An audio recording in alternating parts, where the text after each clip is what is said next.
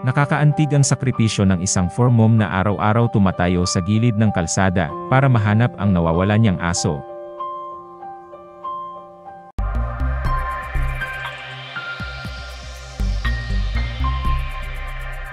Halos araw-araw tumatayo sa gilid ng kalsada ang isang babae sa Marikina, bitbit ang isang tarpulin.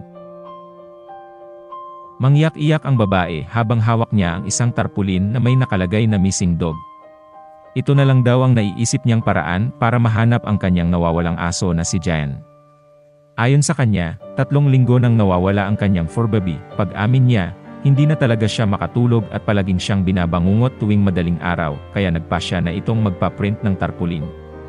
Ayon sa kanya, naghintay siya ng mahigit 3 linggo pero wala pa rin kumpuntak sa kanya patungkol sa kanyang asong si Jan.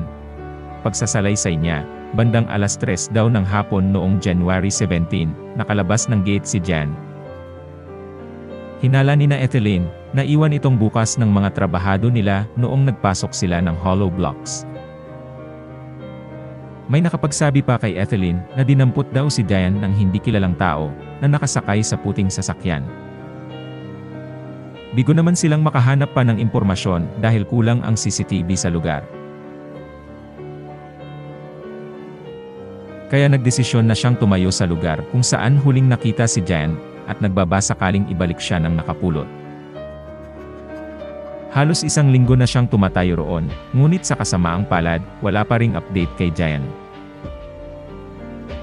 Ayon kay Etheline, kung saan-saan na siya nag-post at humingi ng tulong sa mga netizens sa social media. Nananawagan si Etheline na sana may magbigay ng impormasyon para matulungan siya mahanap ang kanyang Jan at maibalik na ito sa kanya. Hanggang ngayon, umaasa pa rin sila na babalik ang kanilang fur baby sa kanilang bahay.